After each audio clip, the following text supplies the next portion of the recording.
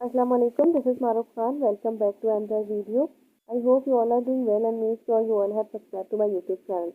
So in this video we talk about Practical Center Comprehensive Examination 2023 9th paper physics paper. So let's get start. First MCQ है हमारे पास the radius of the earth is. हमारे पास radius of earth कितना होता है ये हमारे पास जो है वो पूछा हुआ है, वैल्यू पूछी हुई है। और जो है ना वैल्यू क्या होती है, कॉन्स्टेंट होती है। हमारे पास क्या होता है कि इसकी वैल्यू जो है ना वो 6.4 एक्सपोनेंट 6 जो है वो हमारे पास होती है मीटर। और अगर हमारे पास किलोमीटर में पूछ रहे हैं तो हम बोलेंगे 6400 किलोमीटर में होती है। करेक्ट आंसर जो है वो हमारे पास होगा बी। अब हमारे पास एमसीक्यू नंबर 2 है कि the least count of a micrometer screw gauge है। लीस्ट काउंट पूछा हुआ है वो भी स्क्रू गेज का, तो ये जो है ये भी आपको मेमोराइज ही करनी पड़ेगी वैल्यू। और इसकी जो है ना वो वैल्यू होती है 0.001 सेंटीमीटर। और अगर हम मीटर में बात करें तो इसकी वैल्यू होती है 0.01 मीटर। हमारे पास एमसीक्यू नंबर 3 है कि 1 पास्कल किसके बराबर होता है। तो याद रखिएगा कि 1 पास्कल जो है वो हमारे पास होता है 1 न्यूटन पर एम स्क्वायर के। कैसे? आपको पता होगा कि प्रेशर का फॉर्मूला होता है फोर्स अपॉन एरिया। फोर्स का फॉर्मूला क्या, फोर्स का यूनिट क्या होता है, न्यूटन। और एरिया किसमें होता है, एम स्क्वायर में। तो न्यूटन पर एम स्क्वायर बन गया, तो 1 पास्कल जो है वो हमारे पास न्यूटन पर एम स्क्वायर के बराबर होता है। सही है। हमारे पास एमसीक्यू नंबर 4 है कि द डायरेक्ट और shortest distance between 2 points is called. ठीक है। डिस्टेंस और डिस्प्लेसमेंट क्या होता है? डिस्टेंस वो होता है जो हम कवर करते हैं एक लॉन्ग डिस्टेंस।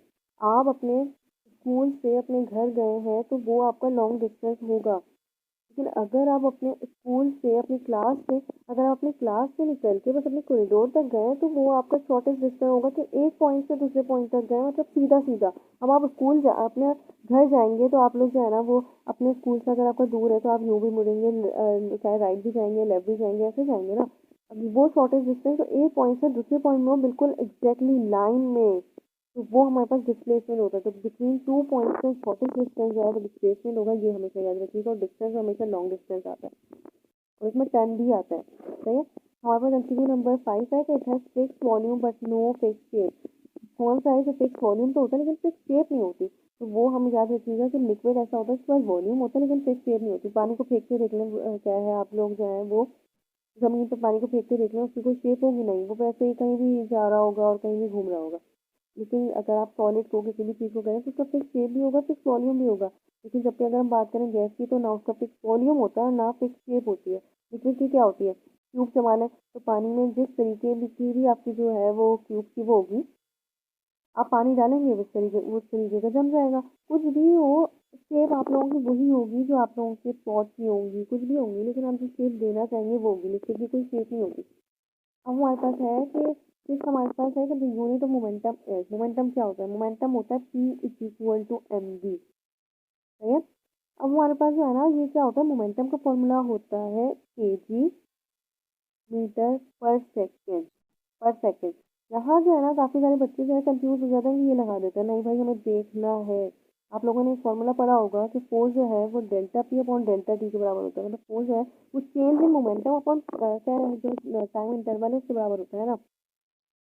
तो हमारे पास क्या होता है कि इस दोनों को मल्टीप्लाई करते हैं तो हमारे पास मोमेंटम आ जाएगा। फोर्स का कितना होता है, न्यूटन। टाइम कितना होता है, सेकंड। तो न्यूटन सेकंड जो है ना वो हमारे पास किसका फॉर्मूला होता है, मोमेंटम का फॉर्मूला होता है। तो फिर मैं आपको ये भी बता सकती हूँ कि केजी मीटर पर सेकंड भी जो है वो मोमेंटम का फॉर्मूला होता है, स्क्वायर नहीं होता है।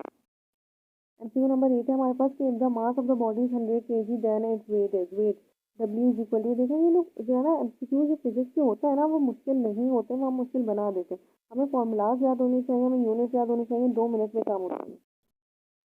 हमारे पास मास कितना दिया हुआ है, 100 दिया हुआ है। ग्रेविटी कितनी होती है, 10। ये कितना हो जाएगा, 1000 हमारे पास जो है वो केजी हो जाए, न्यूटन हो जाएगा, सॉरी। और हमारे पास जो है वो आंसर होगा बी। ठीक है। अब हमारे पास जो है ना वो एमसीक्यू नंबर 8 है कि sin45 की वैल्यू। तो ये वैल्यूज जो है ना वो आपको याद करनी पड़ती है। तो मैं आपको बता देती हूँ कि sin45 जो है ना वो होता है 1/√2। सही है। और जो है ना अगर आप बात करें 1/2 किसका होता है, तो ये cos 60 का होता है। cos 60 का होता है, मैं यहाँ लिख देती हूँ कि आप लोग जो है वो देख लें। हमारे पास जो है ना वो 3/√2 जो है ना वो cos 30 का होता है। असल में जो है ना यहाँ से जो हम कर रहे थे तो वो जो है ना वो वीडियो रिकॉर्ड नहीं हुई, तो अब मैं वापस से कर रही हूँ, लेकिन जो है ना वो मार्क लग चुका है। तो मैं आपको समझा देती हूँ।